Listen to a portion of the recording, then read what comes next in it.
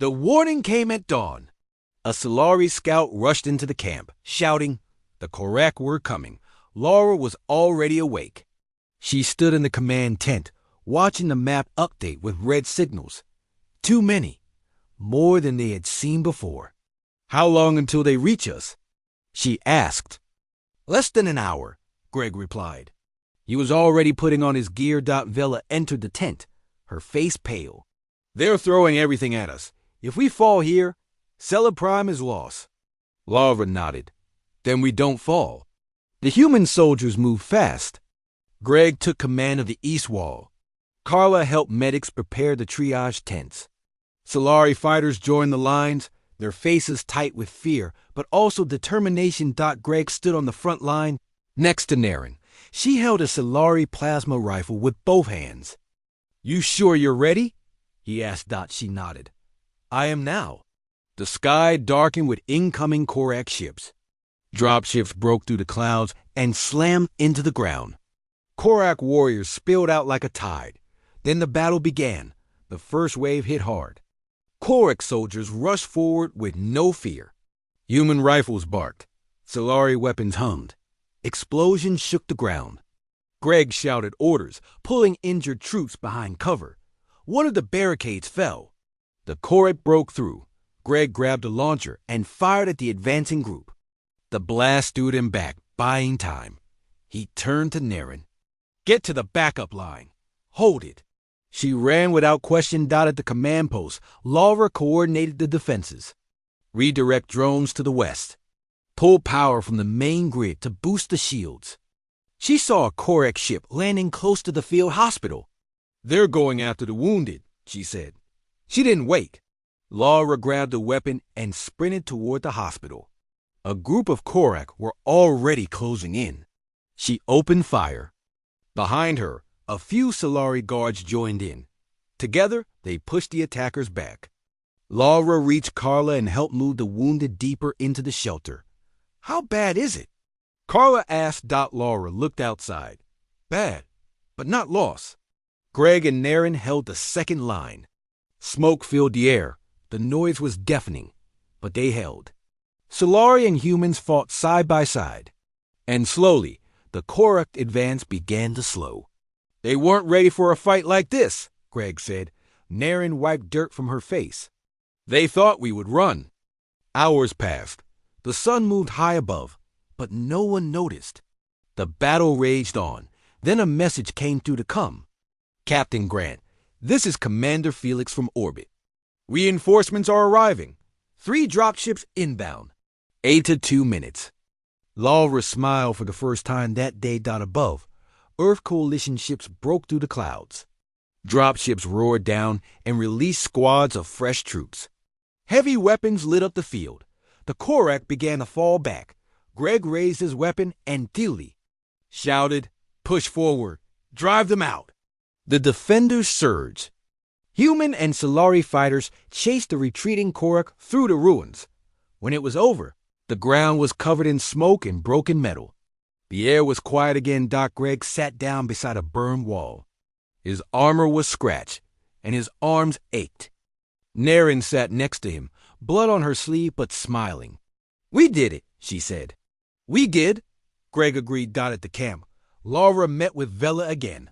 "You saved this city," Vela said. Laura shook her head. "We all did. Together." Vela looked around at the human soldiers helping Solari children, at medics patching up fighters from both sides. She nodded slowly. "Maybe your people are not what we feared." Laura gave a tired smile. "Neither are yours."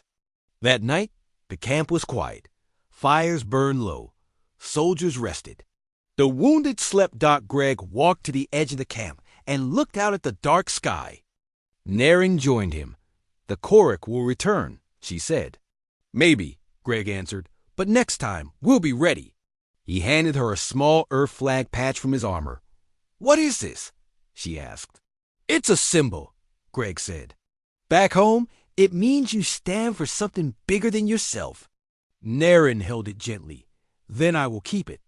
The battle was over, but the war was not. Still, for the first time in a long time, the Solari felt something they had almost forgotten. Hope. The morning air on Cellar Prime was thick with smoke. Fires still burned in parts of the city.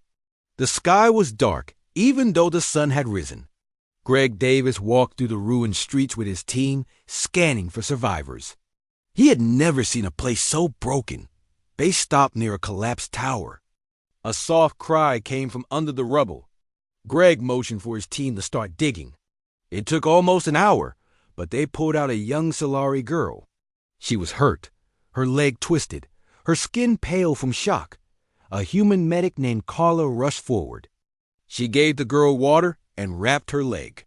The girl looked up at Carla, confused. Then she whispered, "Thank you."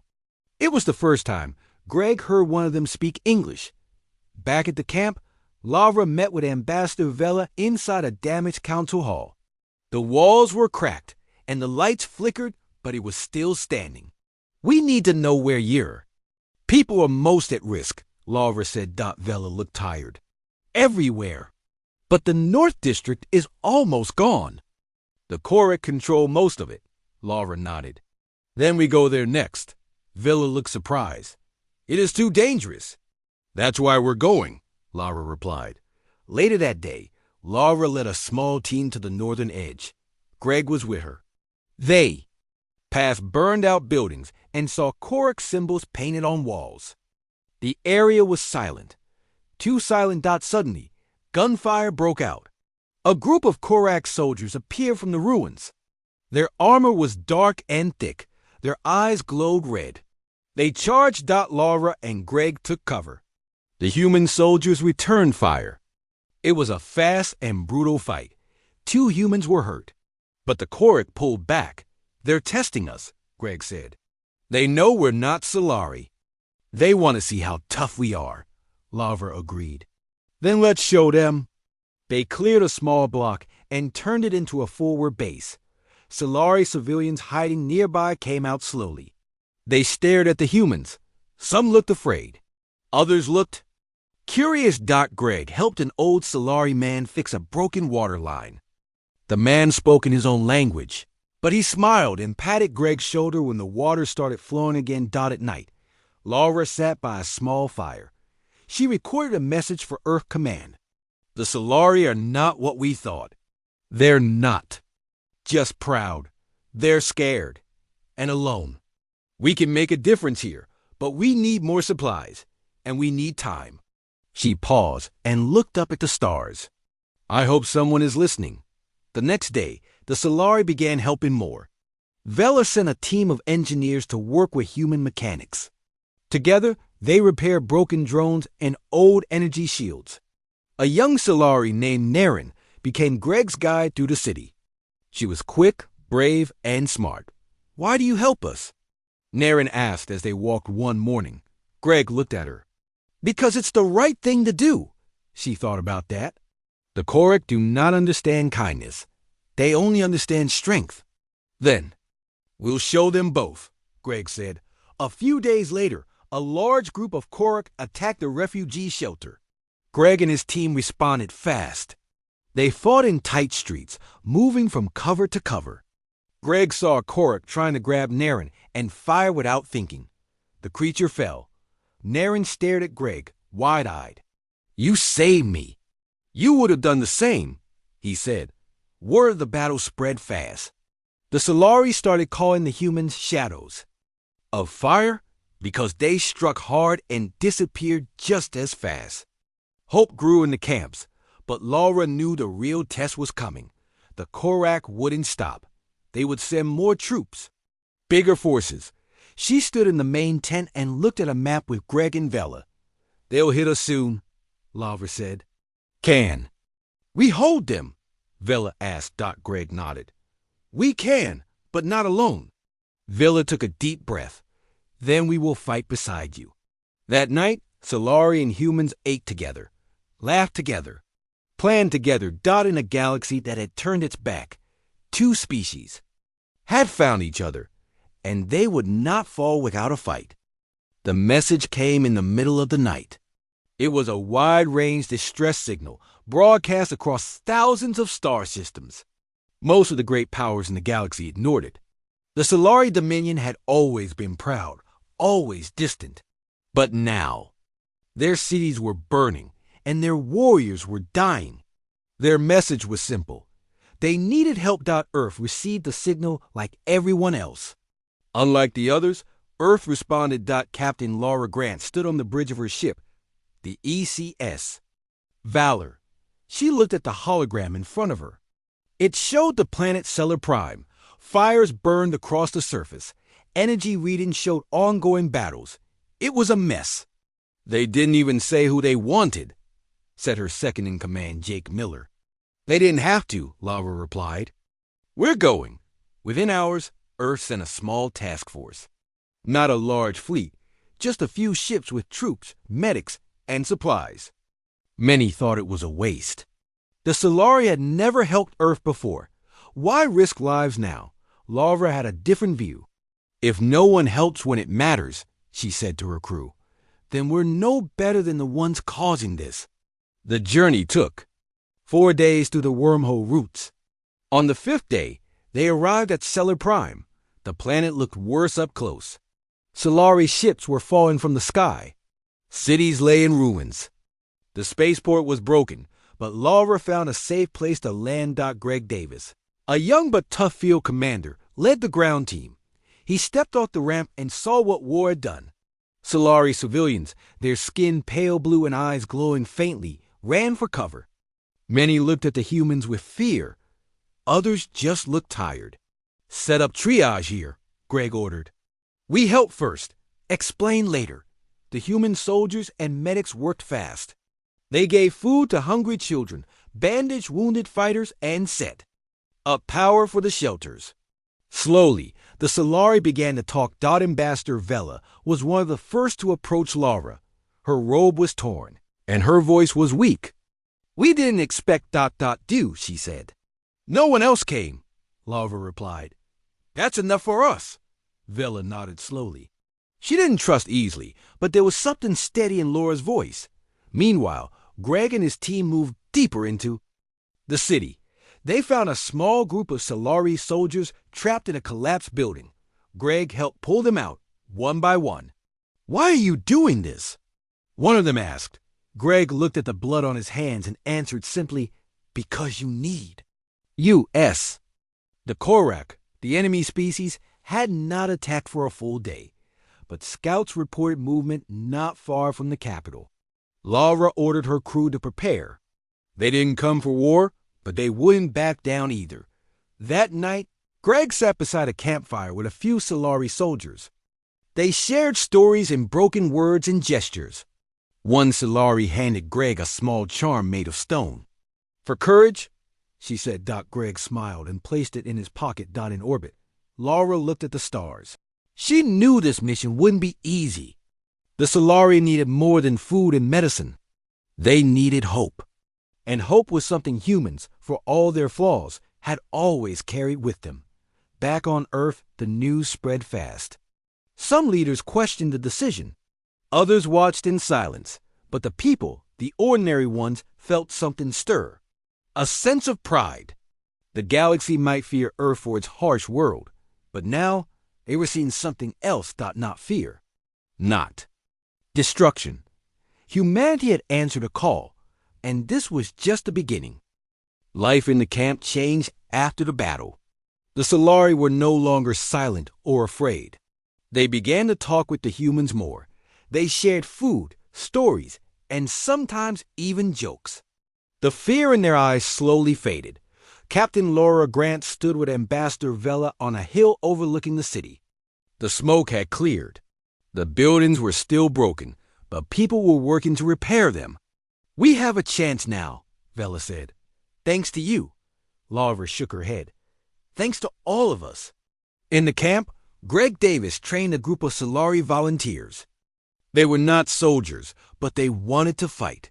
He showed them how to hold a weapon, how to move in groups, how to stay calm. Naren stood beside him, now wearing light armor. She had become a leader among the young Solari. Again, Greg said, Move, aim, fire. They repeated the drill. It was slow at first, but they were learning. That afternoon, Solari engineers met with human tech teams. Together, they fixed a broken defense turret.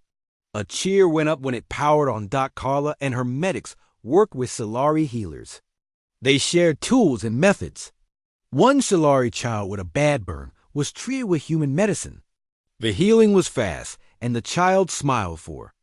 The first time in days, news of the human help started to spread across other Solari cities. Small groups of survivors came to the camp. Some still feared humans, but most came in hope. At night, fires burned for warmth, not for war. Music from a human radio mixed with the soft sounds of Solari songs. Laura sat near the edge of the camp, talking with Vela. "Why did you really answer our call?" Vela asked. Laura thought for a moment. "Because we know what it means to be left alone. Earth was once ignored too. We remember what that feels like." Vela looked at her. "And now you fight for others.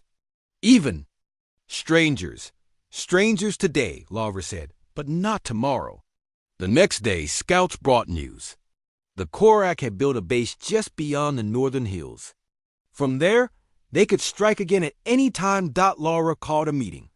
Greg, Vela, and a few Solari commanders gathered. "We can wait for them to attack again," Laura said. "Or we can hit them first." Greg nodded. "We've seen their patrols." "They're not expecting us." Vela looked unsure. "It is risky." "So is doing nothing," Laura replied. The plan was simple. A joint team would sneak through the forest, get close to the Korak base, and take it out. Human and Solari working together. Greg led the strike team. Naren was with him. They moved at night, silent and fast. The forest was dark, full of strange sounds, but no one turned back. After hours of walking, they reached the edge of the Korak camp. It was built from dark metal, sharp and cold. Fires burned in metal pits.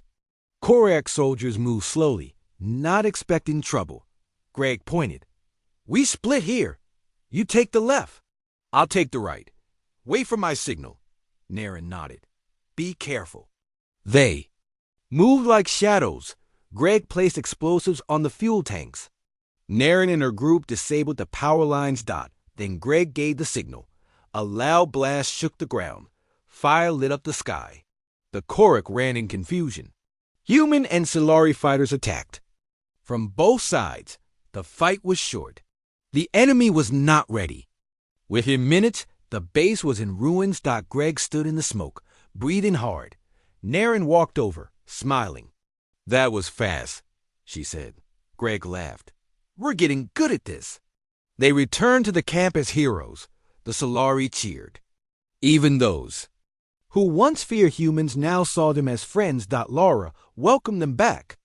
"You did well," she said. Greg looked around. "We all did." That night, a celebration was held. Food was shared. Songs were sung. Laughter echoed through the camp. Laura stood with Vela, watching the people. "I think this is the start of something new," Laura said. Vela nodded. "Yes, a true alliance. Across the stars, other worlds began to hear the stories. Stories of how humans, the Deathworlders, came not to conquer, but to protect. And the galaxy began to wonder what else these humans were capable of. 2 weeks passed since the attack on the Korak base. The Solari city was no longer quiet and broken. It was full of life. Buildings were being repaired. Markets opened again. Laughter returned to the streets. But the war was not over. Captain Laura Grant stood inside the command center with Greg Davis, Ambassador Vela, and Commander Felix from orbit. A new report had come in. The Korak were planning something big. "They're gathering ships here," Felix said, pointing to a spot on the map. "This asteroid field blocks their movement, but if they pass it, they'll reach Stellar Prime again." Laura studied the map. "We can't wait for them to attack. We strike first." Vela looked unsure. "That is deep in the enemy space." "Exactly," Greg said. "They won't expect it." They came up with a plan. It was called Operation Iron Sky. The goal: destroy the Korak forward base hidden behind the asteroid. Belt. It would be dangerous. But if they won, the Korak fleet would be broken. 3 ships were chosen. Laura would lead from orbit. Greg and a strike team would land on the Korak station. Narration joined the team without question. "You sure about this?" Greg asked her. She smiled. "You humans don't get all the fun." The journey through the asteroid. Field was long. The ships moved slowly, dodging rocks and space debris. Every moment felt tense. Finally, the station appeared. It was large and dark, floating near a dead moon. Korak ships hovered nearby, but they hadn't seen the humans yet. "Get ready," Laura said through the comms. "This is it." Greg's team landed quietly on the far side of the station. They moved fast, staying low using shadows.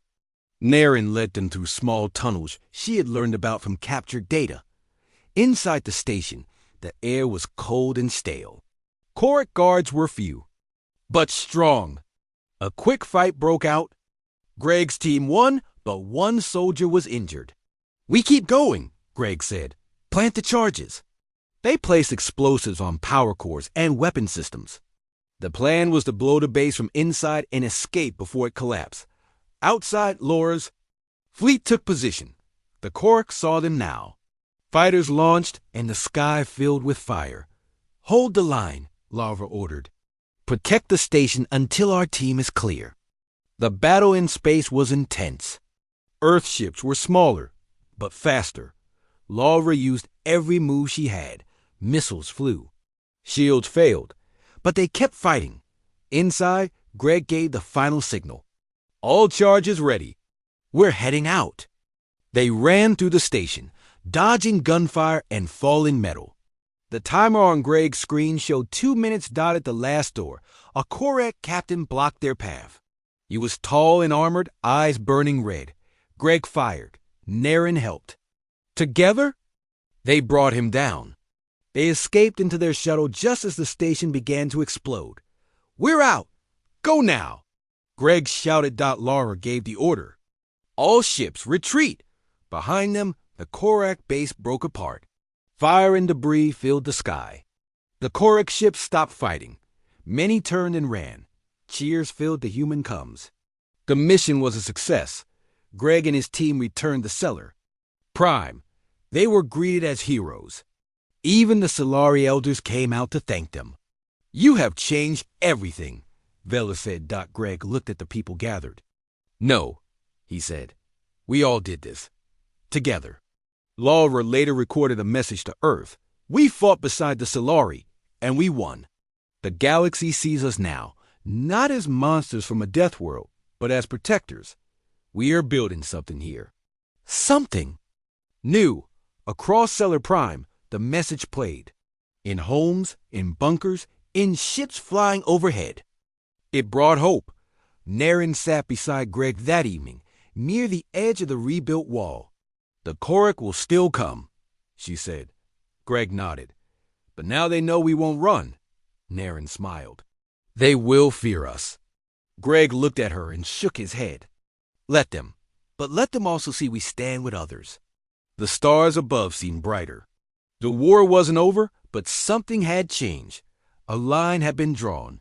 The Deathworlders had shown the galaxy what they were truly made of, and the galaxy would never forget. The Korak were not done. Even after the loss of their base, they prepared one last attack. Their goal was clear: destroy the last stronghold on Cellar Prime. If they succeeded, the Solari would fall. Captain Laura Grant knew the danger. She stood, with Ambassador Vela and Commander Felix, watching the enemy fleet gather on the screen. "It will be their biggest strike yet," Felix said. "We count over 30 ships." "They want to end it," Vela whispered. "Then we don't let them," Laura said. "We make our stand here." She called for every fighter, human and Solari, to prepare. The defense lines were strengthened. Energy shields were charged. Old buildings were turned into bunkers. Greg Davis helped lead the ground defenses. "This is it," he told the soldiers. "They think we're weak. Let's prove them wrong." Narration stood beside him. She wore a new badge given by the Solari elders. It marked her as a guardian. She smiled at Greg. Ready? Always, he replied. The skies turned dark as the Korak fleet arrived. Their ships blocked the sun. Fighters swarmed forward like insects. The battle had begun. Laura gave orders from orbit. Focus fire on the lead cruisers. We hold the sky. The Earth ships were outnumbered, but they were fast and smart. They moved like wolves, circling and striking hard. On the ground, Greg and Narration led the defense near the city gates. Artillery. FIRED non-stop. Laser turrets burned hot. But the Korak came in waves. A large explosion hit a wall section. It cracked and fell. Greg rushed there with his team. They fought hand to hand. The sky lit up with fire. Fall back! Hold the line. Greg shouted. They regrouped near the central tower. Civilians were being moved underground. Carla, the medic, stayed with the wounded. Her hands moved quickly, wrapping wounds, stopping bleeding. Stay with me, she told each soldier. You're not alone. Meanwhile, Laura saw the main Korak command. Ship moving closer. If they land that monster, Felix said, we lose. Laura made a decision. We hit it first. Full power to the railguns. Lock on target. The Earth ships moved into position. The railguns charged with a loud hum. Fire. 3 massive shots ripped through space. One miss. One hit the side. The last struck the ship's core. A bright light exploded in the sky. The Korak command ship broke apart. On the ground, the remaining Korak forces slowed. Some stopped fighting. Greg saw it happen. They're losing heart, he said. Now's the time. He led a final push. Human and Solari soldiers charged together. They drove the Korak back, step by step. Narration took a hit but kept fighting. Greg pulled her to safety and covered her. I'm fine, she said through gritted teeth. You better be, Greg replied. The last Korak fell by sunset. The battle was over. The silence after the fight was deep. Soldiers stood in shock. Some cried. Some laughed. Laura landed on the surface and walked through the city. People came out of shelters. Children ran to their parents. The sky was clear. Again. Villa met her and took her hand. We survived. Yes, Laura said. But not just survived. We won. Later that night, a quiet service was held for the fallen. Both humans and Solari stood side by side. A torch was lit in their honor. Greg sat with Narration, her arm bandaged. It's over, she said softly. Greg looked at the stars, for now. But we showed them who we are. We showed everyone. Villa gave a speech. We were alone. We were afraid. But someone answered our call. The Deathworlders. They came not with fear, but with fire. Not to conquer, but to stand with us. Cheers followed. Some cried. Some just stood in silence, feeling the moment. From that day on, the humans were not just visitors. They were allies. Brothers and sisters in arms, and the Korak would think twice before ever facing them again. Weeks had passed since the final battle. The city of Stellar Prime was still rebuilding, but the people were no longer afraid. Children played in the streets. Shops reopened. The sound of laughter and life filled the air. Captain Laura Grant stood in a wide plaza with Ambassador Vela. Flags from both Earth and Stellar waved side by side. Today was a celebration. Today was peace. They never thought it would happen, Vela said. Watching the crowd gather. Laura smiled. Neither did we, but here we are. Greg Davis stood near a small stage, dressed in his formal uniform. Beside him was Narration, wearing a clean robe marked with the Solari symbol of unity. Her arm had healed, though she still wore a light brace. Are you nervous? She asked. Greg looked at the growing crowd. A little. I'm better at fighting than speeches. Don't worry, she said with a smile. Just speak from the heart. The ceremony began. Vela stepped forward first. She spoke in both Solari and English. We called out into the stars, she said. We were broken. We were forgotten. But someone heard us, and that someone was you. She turned to the humans gathered around the plaza. The Deathworlders. The people of Earth, you came not with pride, but with purpose. You came not with power, but with heart. You fought for us, bled for us, and now you stand beside us. Applause filled the plaza. Greg was called next. He stepped up, took a deep breath, and looked at the crowd. I didn't come here to be a hero, he said. None of us did. We came because it was the right thing to do. We saw people who needed help, and we did what humans always do. We stood up. We didn't run. He looked at Narration. We made friends. We built trust. And together, we did something amazing. We stopped the Korak. We proved that two very different worlds could become one strong voice. The crowd clapped again, some people wiping away tears. Laura was the last to speak. She kept it simple. This isn't the end, she said. This is just the beginning. We have more to learn, more to build. But now we do it together, as partners, as allies. After the speeches, people celebrated. Music played, both Earth and Solari songs. Food from both worlds was shared. Children ran through the plaza wearing flags as capes. Carla walked through. The crowd, smiling as she saw some of her old patients dancing and laughing. We really did it, she said softly. Laura joined her. Yes, we did. Far above, in orbit, Earth Coalition ships began moving out. Some would stay behind for support, but others would return home. Messages from Earth poured in, praising the mission.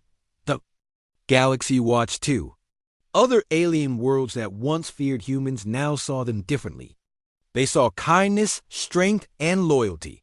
That night, Greg and Narration stood on the same wall where they had once fought the Korak. Feels strange, Greg said, to stand here without hearing gunfire. Strange, but good, Narration replied. She handed him a small silver pendant. It was shaped like the Earth symbol, with the Solari Unity mark on the back. What's this? A gift, she said. From my people. And from me. Greg looked at it for a long moment. Thank you. You earned it, Narration said. You helped save a world. They stood together, looking up at the stars. Do you think the galaxy will change? She asked. Greg nodded. I think it already has. Back in the plaza, Vela wrote a new message to be sent across the galaxy. To all who hear this, know that unity is possible. Know that strength comes not only from weapons, but from friendship. The Deathworlders answered our call. And in doing so, they gave us hope. The message was sent out to 1,000 systems. Somewhere on distant worlds, others began to believe. The story of Earth and Cellar had begun with fear, but it ended with hope. And it would be remembered for generations.